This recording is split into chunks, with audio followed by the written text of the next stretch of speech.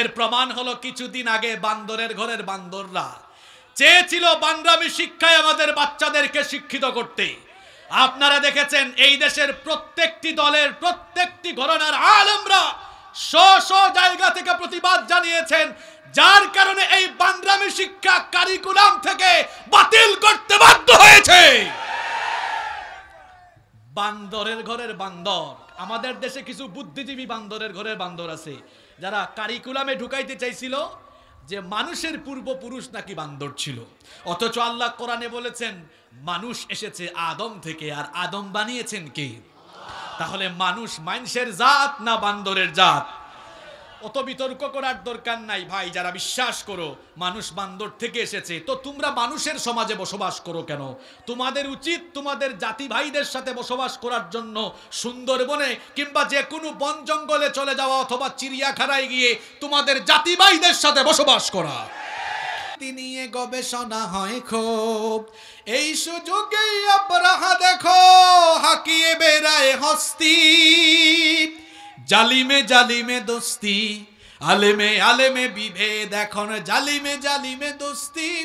পথের ঠিকানা জানা নেই কারো, কে কোথায় পাবে স্বস্তি, কে কোথায় পাবে স্বস্তি, ঠিক কিনা? যদি আলেমরা এক টেবিলে বসে যায়, ইসলামের বিরুদ্ধে মুসলমানদের স্বার্থের বিরুদ্ধে কাজ করার সাহসও কারো হবে না। ইন্নাল হামদালিল্লাহিল্লাযী বিনি'মাতিহি তাতিম্মুস সালিহাত আল্লাযী আল্লামাল কুরআন وأكرمنا بالإسلام وأنعم علينا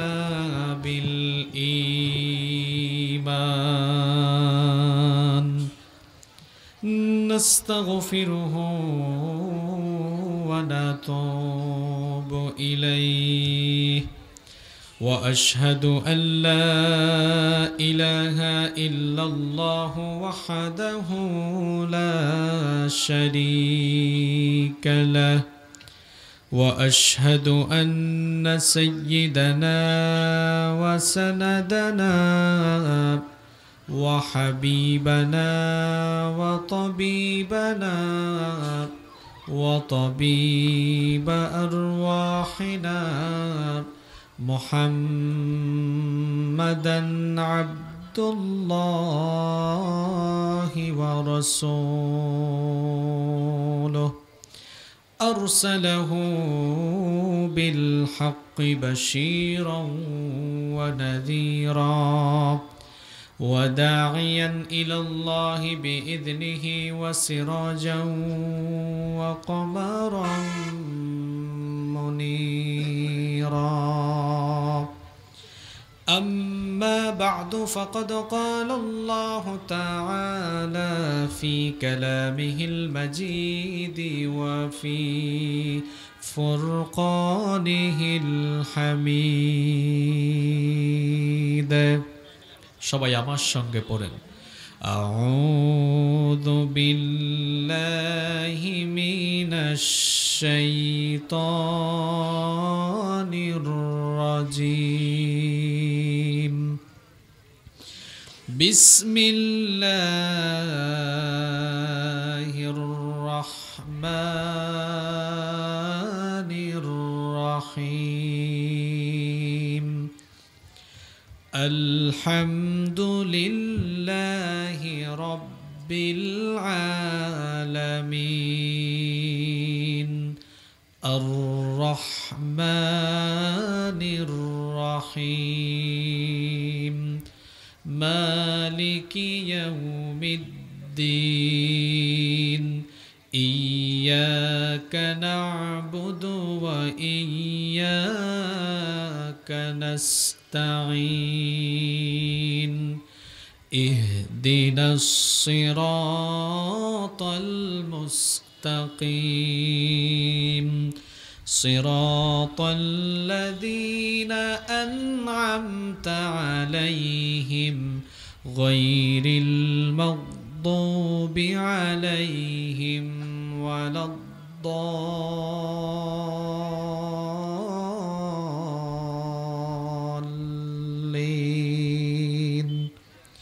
وقال تعالى في شان حبيبه إن الله وملائكته يصلون على النبي يا أيها الذين آمنوا صلوا عليه وسلموا تسليما.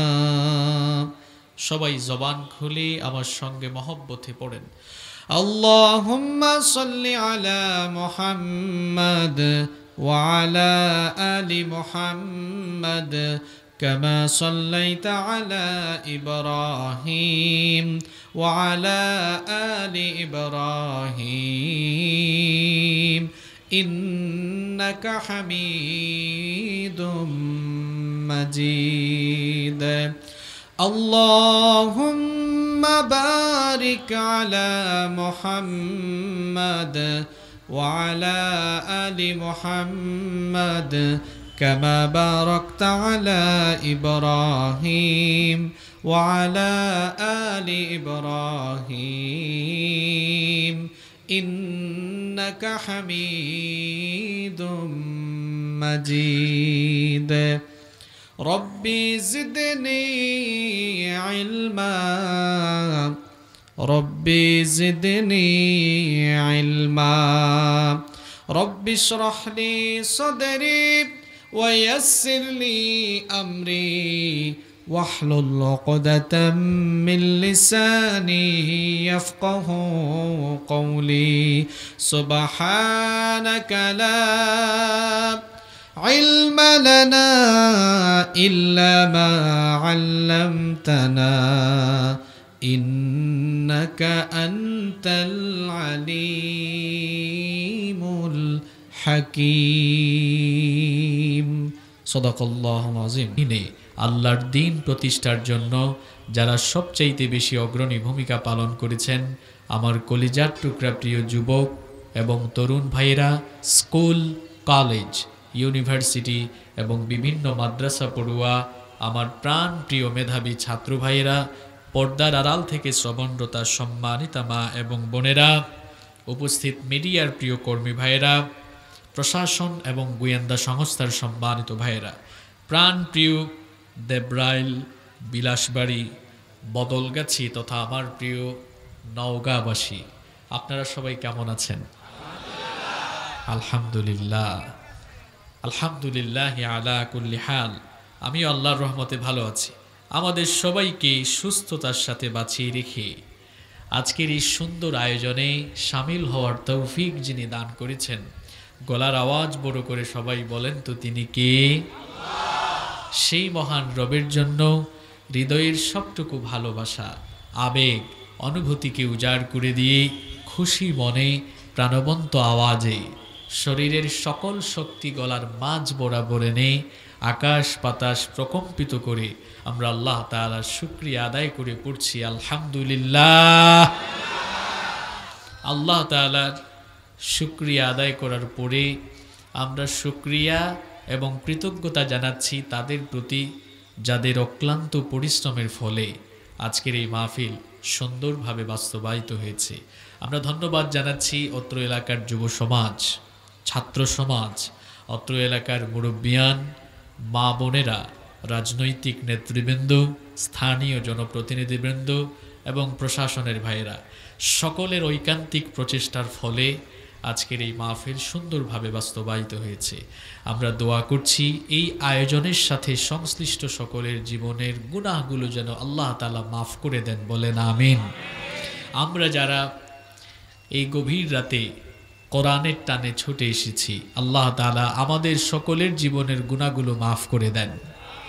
যে সকল মায়েরা বোনেরা এসেছেন, আল্লাহ আমার মা বোনদেরকেও মাফ করে দেন। সম্মানিত ভাইয়েরা, আমরা অপ্রাসঙ্গিক কোনো কথা বলে সময় নষ্ট করব না, কারণ মানুষের জীবনের প্রত্যেকটি মুহূর্ত হচ্ছে আল্লাহর দান, প্রত্যেকটি মুহূর্ত হচ্ছে খুবই গুরুত্বপূর্ণ। আর সময় হচ্ছে মানুষের জীবনের এত দামি দৌলত, এটা যখন চলে যায় আর ফিরে আসে না।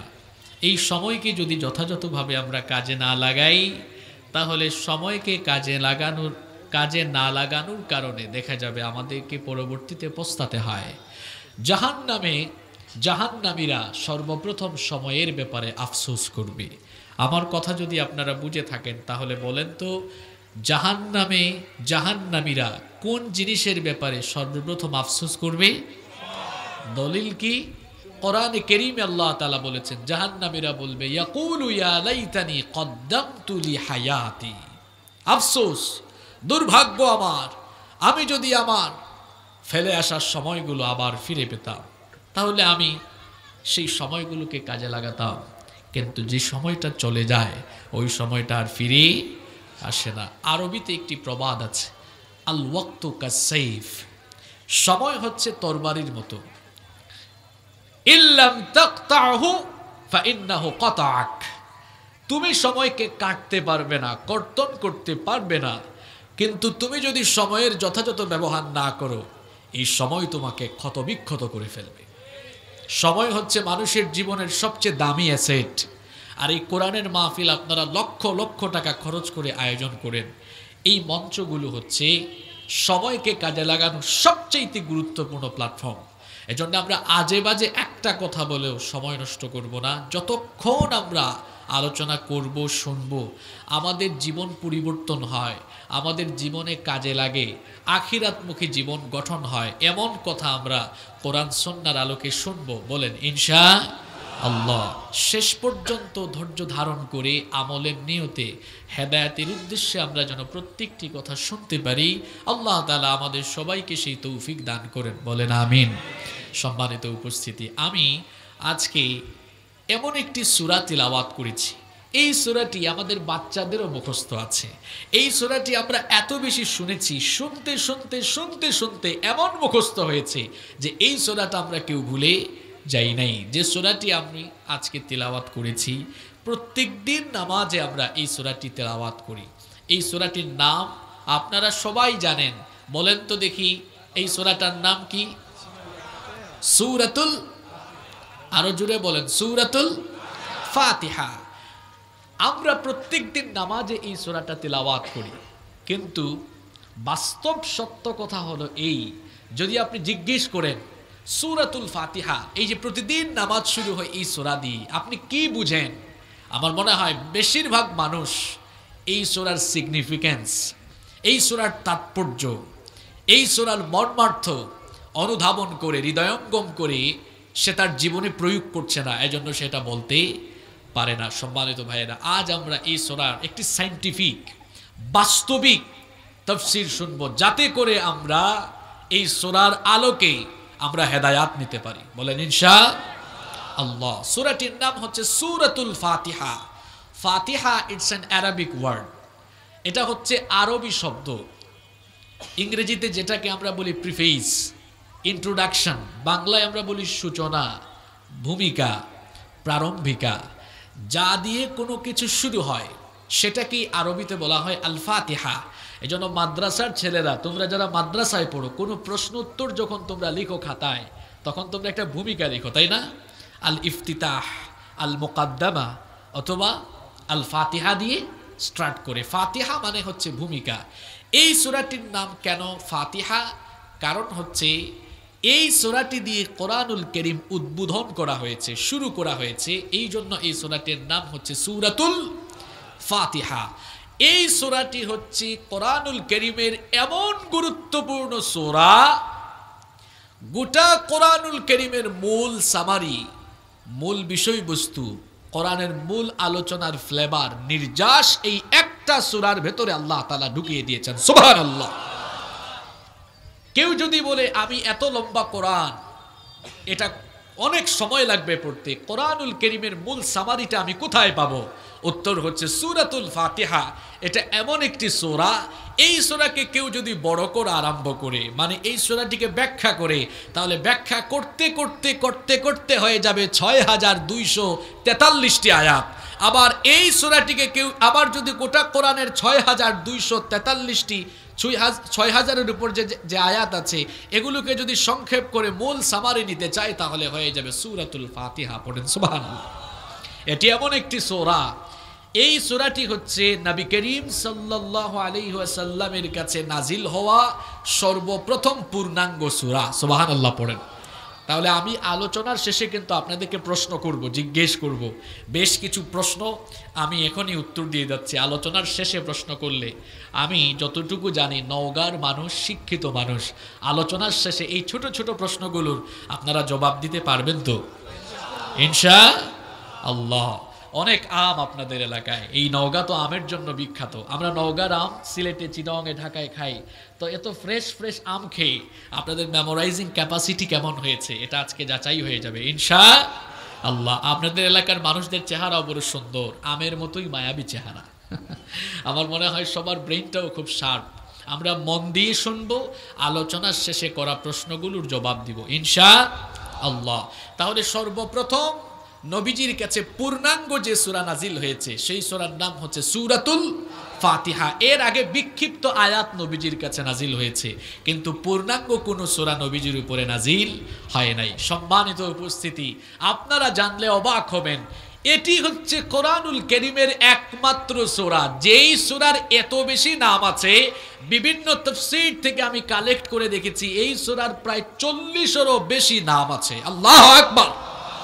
একটা সূরার 40টারও বেশি নাম আছে। যেমন আমি সংক্ষেপে বলি, এই সূরার একটা নাম হচ্ছে ফাতিহাতুল কিতাব, কিতাবের প্রারম্ভিকা। যেহেতু কোরআন খুললেই সর্বপ্রথম যে সূরাটা আপনার চোখে পড়বে সেই সূরার নাম সূরাতুল ফাতিহা। এই সূরাটির নাম হচ্ছে ফাতিহাতুল কোরআন, কোরআনের স্টার্টিং। আবার এই সূরার একটা নাম হচ্ছে আস-সাবউল মাথানি, অর্থাৎ নিত্য পাঠনীয় সপ্তবাক্য। এই সূরার যে 7টি আয়াত আছে এটা প্রতিদিন 5 ওয়াক্ত নামাজে তিলাওয়াত করা বাধ্যতামূলক, তাই না? এই জন্য রব্বুল আলামিন কোরআনুল কারীমের 15 নম্বর সূরা সূরাতুল হিজরের 87 নম্বর আয়াতে বড় সুন্দর করে বলেছেন, وَلَقَدْ آتَيْنَاكَ سَبْعًا مِنَ الْمَثَانِي وَالْقُرْآنَ الْعَظِيمِ। আল্লাহ তাআলা বলছেন, আর অবশ্যই আমি আপনাকে নিত্য পাঠনীয় সপ্তবাক্য এবং কোরআনে আজিম আমি আপনাকে দান করেছি। তাহলে এই সূরার আরেকটি নাম আমরা জানলাম আস-সাবউল মাথানি। আবার এই সূরার আরেকটি নাম হচ্ছে সূরাতুর রুকয়া, মানে ঝাড়ফুঁক করার সূরা। এই সূরা দিয়ে ঝাড়ফুঁক করলে ওই ব্যক্তিকে শিফা দান করেন যিনি, তিনি কে? আপনাদেরকে মজার একটা ঘটনা আমি শোনাবো, শুনবেন তো? সুন্দর একটা ঘটনা আপনাদেরকে শোনাই। এই ঘটনা বর্ণিত হয়েছে সহিহ বুখারীর ভেতরে। হাদিস বর্ণনাকারী সাহাবীর নাম হচ্ছে আবু সাঈদ আল খুদরি রাদিয়াল্লাহু আনহু। তিনি বলছেন, একবার আমরা এক সফরে বের হলাম, এমন একটি জায়গায় গেলাম, একজন দাসী মহিলা এসে আমাদেরকে বলল, আমাদের এলাকার এই গোত্রের প্রধান যিনি নেতা, ওই নেতাকে সাপে কামড় দিয়েছে। আমাদের এলাকায় ঝাড়ফুঁক করে এমন কেউ এই এলাকাতে বর্তমানে নাই। তোমাদের কাফেলার ভেতরে ঝাড়ফুঁক করে এমন কেউ আছে নাকি? তখন আবু সাঈদ আল খুদরি রাদিয়াল্লাহু আনহু বলছেন, আমাদের কাফেলার এক লোক দাঁড়িয়ে গেল। সে তখন বলল, হ্যাঁ আমি তাকে ঝাড়ফুঁক করব। তখন ওই মহিলার সাথে তিনি চলে গেলেন। তারপরে ওই গোত্রের নেতাকে তিনি ঝাড়ফুঁক করলেন। যখনই তিনি ঝাড়ফুঁক করলেন তখন ওই গোত্রের নেতা যাকে সাপে কেটেছিল ওই লোকটাকে যিনি সুস্থ করে দিলেন, সবাই বলেন তিনি কি? যখন লোকটা ভালো হয়ে গেল, সুস্থ হয়ে গেল, সে তখন খুশি হয়ে 30টা ছাগি হাদিয়া দিল। এর পাশাপাশি কাফেলার সকলের জন্য দুধ পান করার জন্য অনেক দুধ হাদিয়া পাঠালো। যখন ওই সাহাবী ফিরে আসলেন, কাফেলার অন্যান্য সাহাবীরা জিজ্ঞেস করলেন, কি ব্যাপার, তুমি যে ঝাড়ফুঁক জানো সেটা তো আমরা জানতাম না, কি এমন পড়ে তুমি ঝাড়ফুঁক করলা যার কারণে ওই সাপে কাটা লোকটা ভালো হয়ে গেল? সে তখন বলল, আমি নবীজির কাছ থেকে শুনেছি, নবীজি বলেছেন সূরা ফাতিহার ভেতরে শিফা রয়েছে, এই সূরা পড়ে ফু দিলে ওই রোগীকে যিনি ভালো করে দেন সবাই বলেন তিনি কি? আমি সূরা ফাতিহা পড়ে ফু দিয়েছি, এই জন্য রব্বুল আলামিন এই লোকটাকে সুস্থ করে দিয়েছেন। তখন অন্যান্য সাহাবীরা বললেন, তো এই লোকটা যে 30টা ছাগি হাদিয়া দিল আর আমাদের কাফেলার সবার জন্য দুধ হাদিয়া পাঠালো, এগুলো যদি আমরা খাই সেটা আমাদের জন্য জায়েজ হবে কিনা? কারণ তুমি তো কোরআনের আয়াত পড়ে ফু দিয়েছো, এটা খাওয়া আমাদের জন্য কতটা যুক্তিসঙ্গত? যতক্ষণ না নবীজির পারমিশন পাবো ততক্ষণ আমরা খাবো না। এবার সকল সাহাবীরা নবীজির কাছে চলে গেলেন, নবীজি পুরো ঘটনা শুনলেন। নবীজি পুরো ঘটনা শোনার পরে বললেন, কোনো সমস্যা নাই, সূরা ফাতিহা পড়ে তুমি ফু দিয়েছো, এই সূরার ভেতরে যিনি শিফা রেখেছেন সবাই বলেন তিনি কি? নবীজি বললেন, যে হাদিয়া এসেছে খেতে পারো, অসুবিধা নাই, শোনো শোনো, যে 30টা ছাগি এসেছে আর যে দুধ হাদিয়া এসেছে, হাদিয়া কি বন্টন করেছো নাকি? যদি বন্টন করে না দাও, হাদিয়ার একটা ভাগ আমাকেও দিয়ে দিও। তাহলে এই সূরার ভেতরে শিফা যিনি রেখে দিয়েছেন তিনি কি? আপনারা অনেক সময় আলেমদের কাছে যান, ঝাড়ফুঁক নেন, পানি পড়া নেন, তেল পড়া নেন, আর হুজুররাও মনে মনে মনে মনে কি জানি পড়ে, আপনারা বুঝেন না। আসলে হুজুররা তেমন কিছু পড়ে না, পড়ে সূরাতুল ফাতিহা। এখন আপনি যদি বলেন তাইলে আমি আজকে থেকে বড় হুজুর, আমিও সূরা ফাতিহা পড়ে ফু দিব। হ্যাঁ, সূরা ফাতিহা পড়ে ফু দিলে আপনি হয়তো সেটা কাজে লাগতে পারে, তবে সূরা ফাতিহার আমল আখলাক আপনার ভেতরেও থাকা লাগবে। যদি থাকে তো দেখবেন শিফা যিনি দিয়ে দিবেন তিনি কি? এই জন্য আমরা সব সময় আমল করব কার হুকুম অনুযায়ী। আস্তে বলবেন না, জোরে বলেন, কার হুকুম অনুযায়ী। আপনারা কি ক্লান্ত হয়ে গেছেন নাকি? নাকি আম টাম খান না এই জন্য ক্লান্ত? আম খেয়ে ফেলছেন আপনারা? আম খাইছেন নাকি? সাউন্ড কম। এই যে আপনারা বললেন সাউন্ড কম, তো আমার এই সাউন্ড আপনারা শুনলেন কেমনে? বড় চালাক মানুষ তো আপনারা। আচ্ছা যাই হোক, কষ্ট হচ্ছে আপনাদের। আমি অনেক দীর্ঘ পথ পাড়ি দিয়ে এসেছি, আমাকে আপনারা একটু সাপোর্ট দিবেন, সহযোগিতা করবেন, পারবেন তো ইনশাল্লাহ?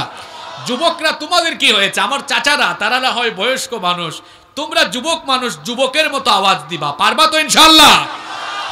এই সূরার আরেকটা নাম হচ্ছে উম্মুল কুরআন, কিতাবের মা, কোরআনের মা। তার মানে এই না, আপনারা মনে করেন না যে কোরআনের বাদবাকি সবগুলো সূরা ফাতিহার পেটের ভেতরে জন্ম নিয়েছে, বিষয়টা এমন নয়। আরবি অভিধানে আরবি ভাষা বুঝতে হবে। উম্মুন এই শব্দের একটি অর্থ যেমন মা, আবার উম্মুন এই শব্দের আরেকটি অর্থ হচ্ছে কেন্দ্র।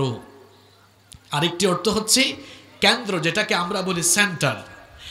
আপনারা ওয়ার্ল্ড ম্যাপ, বিশ্ব মানচিত্র দেখতে পাবেন যে কাবা শরীফ, মক্কাতুল মুকাররমা, এটি হচ্ছে পৃথিবীর একেবারে কেন্দ্রস্থলে, সেন্টারে অবস্থিত। আল্লাহু আকবার।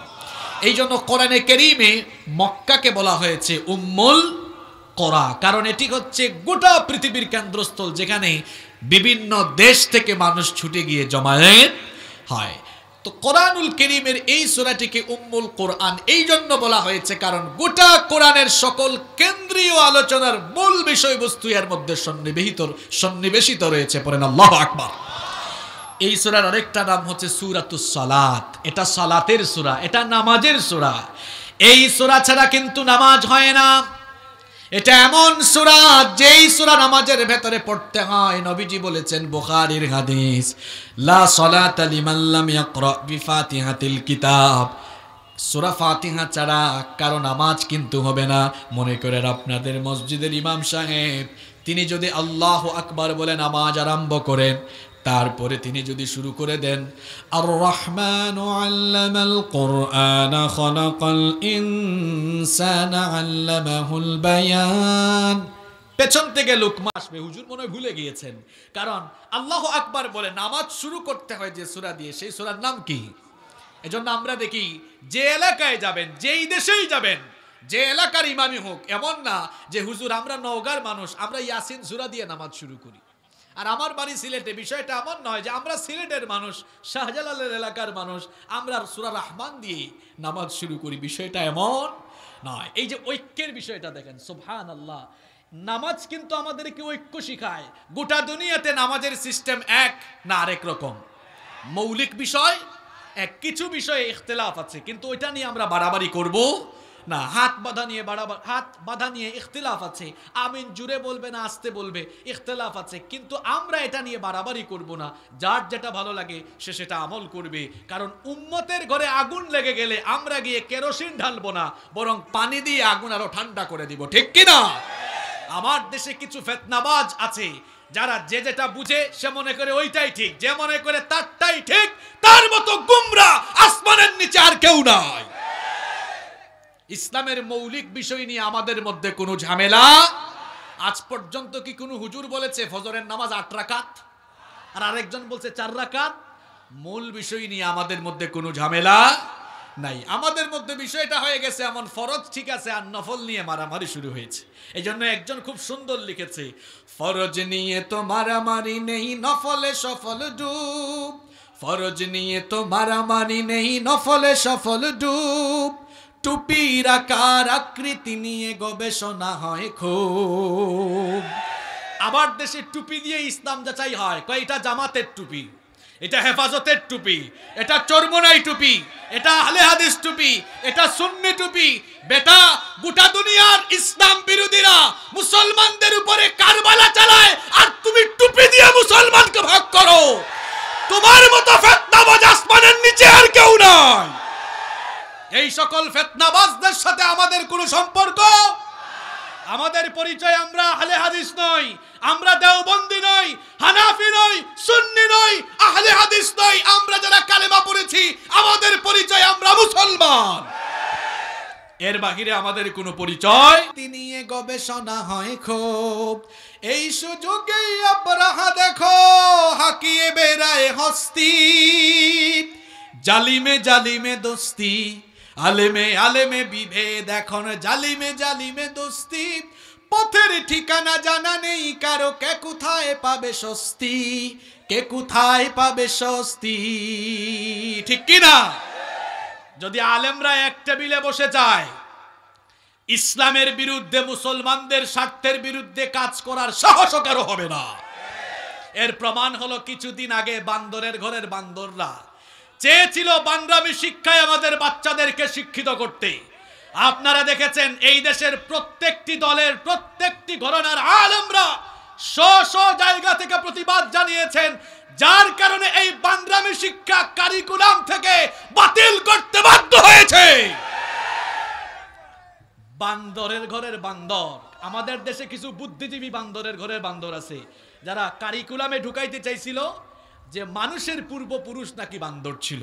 অথচ আল্লাহ কোরআনে বলেছেন মানুষ এসেছে আদম থেকে, আর আদম বানিয়েছেন কে? তাহলে মানুষ মানুষের জাত না বান্দরের জাত? অত বিতর্ক করার দরকার নাই ভাই। যারা বিশ্বাস করো মানুষ বান্দর থেকে এসেছে, তো তোমরা মানুষের সমাজে বসবাস করো কেন? তোমাদের উচিত তোমাদের জাতি ভাইদের সাথে বসবাস করার জন্য সুন্দরবনে কিংবা যে কোনো বন জঙ্গলে চলে যাওয়া, অথবা চিড়িয়াখানায় গিয়ে তোমাদের জাতি ভাইদের সাথে বসবাস করা। মানুষের সমাজে থাকার তোমাদের কোনো অধিকার নাই। আমরা বিশ্বাস করি মানুষ এসেছে মানুষ থেকে, ঠিক কিনা? তাহলে সূরা ফাতিহা এমন সূরা, এই সূরা ছাড়া নামাজ হবে। যে অঞ্চলের মানুষ হোক আর যে দেশের মানুষ হোক, মিশরে যান, সৌদিতে যান, আমেরিকায় যান, ইংল্যান্ডে যান, যে দেশেই যাবেন, আল্লাহু আকবার, আলহামদুলিল্লাহি রাব্বিল আলামিন, আর রহমানির রহিম, মালিকি ইয়াউমিদ্দিন, ইয়াকা না'বুদু ওয়া ইয়াকা নাস্তাঈন, ইহদিনাস সিরাতাল মুস্তাকিম, সিরাতাল লাযীনা আন'আমতা আলাইহিম গায়রিল মাগদুবি আলাইহিম ওয়ালাদ-দাল্লিন।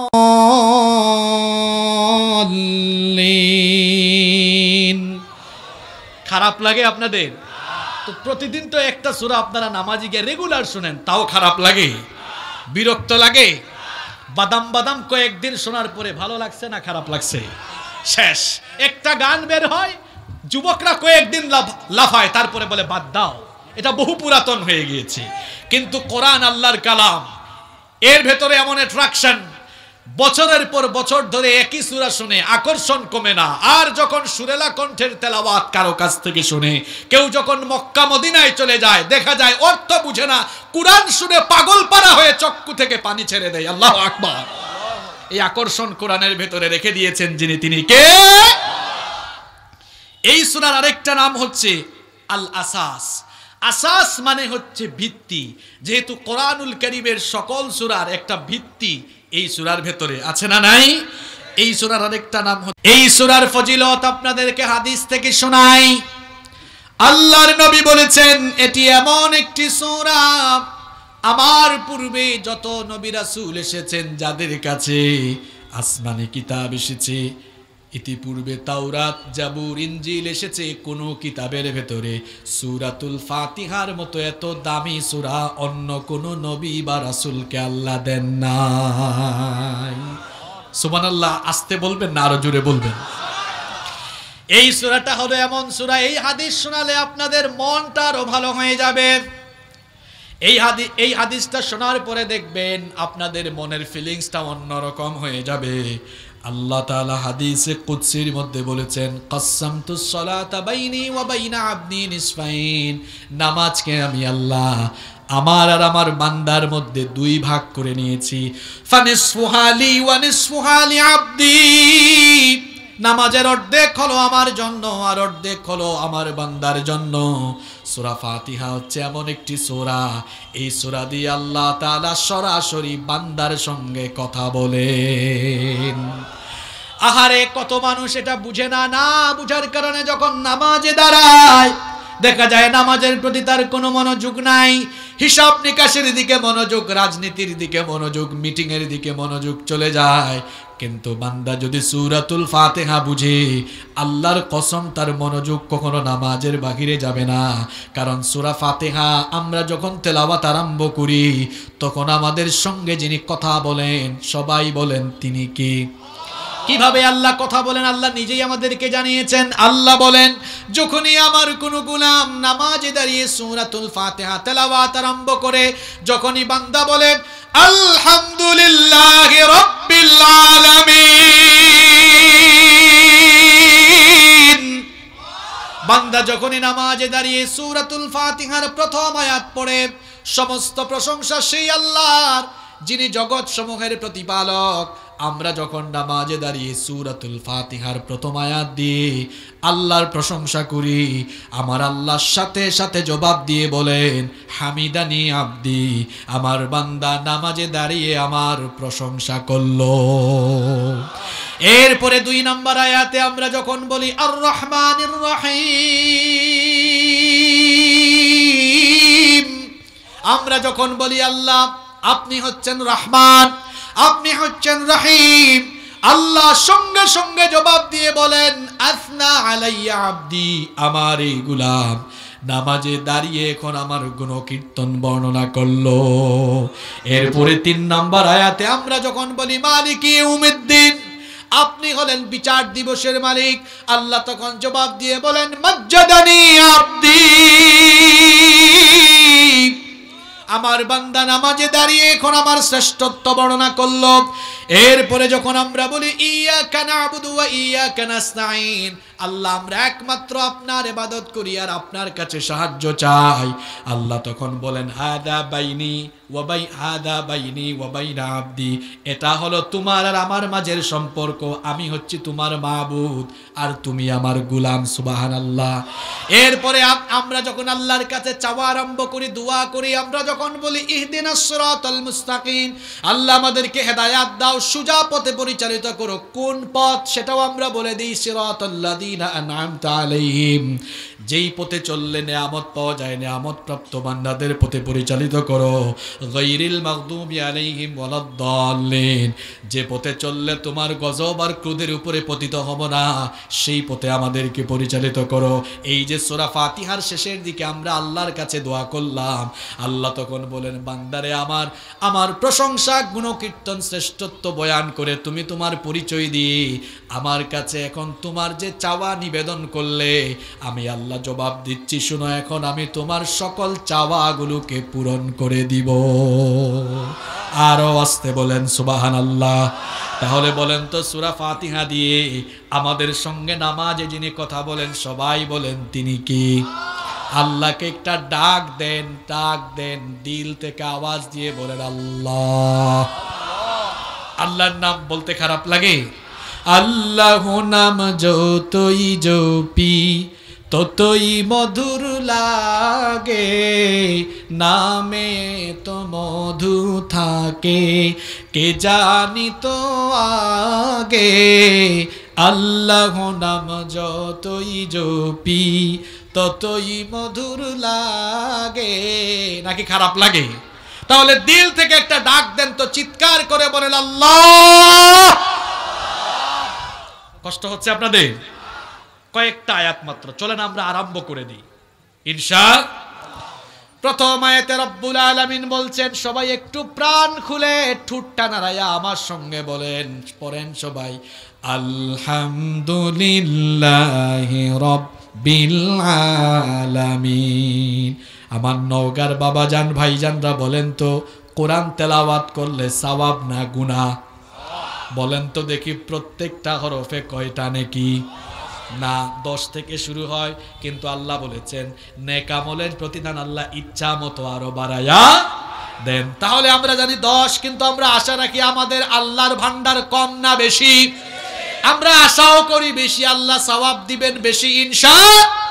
আসেন আমরা একটু প্রাণবন্ত আওয়াজে দিল থেকে আবেগ নিয়ে পড়ি। প্রথম আয়াতটা সবাই পড়ি, বলেন আলহামদুলিল্লাহি রাব্বিল আলামিন।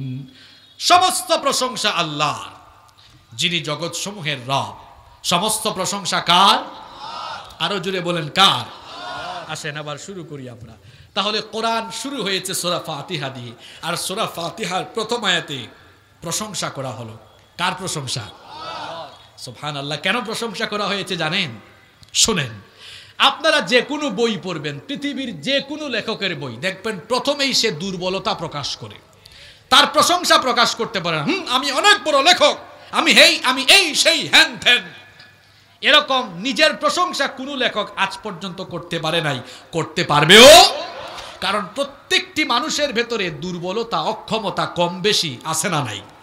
আমার ভেতরেও আছে, আপনাদের ভেতরেও কম বেশি আছে। কেউ আমরা ফুলফিল নই, কিন্তু আল্লাহ তাআলা হচ্ছেন সকল অক্ষমতা থেকে সম্পূর্ণ মুক্ত। আল্লাহু আকবার বলেন।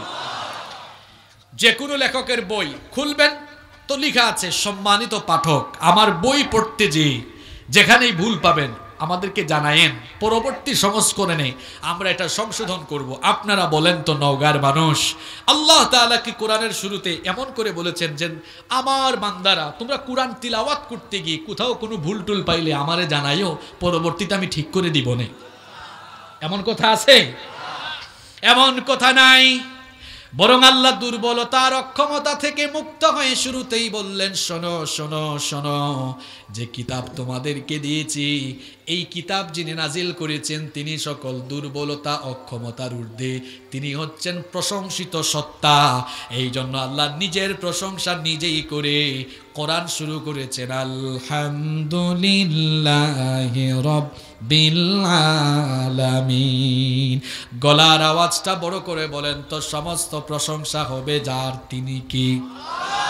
কোরআনের শুরুতে আল্লাহ প্রশংসার কথা বললেন। কেন বললেন? যাতে করে আমরা আল্লাহর প্রশংসা জানাই, কারণ এই কোরআন আমাদের জন্য যিনি নাজিল করেছেন তিনি কি? আল্লাহ বলেছেন, তানজিলুম মির রাব্বিল আলামিন। এই কোরআন অন্য কারো কাছ থেকে নাজিল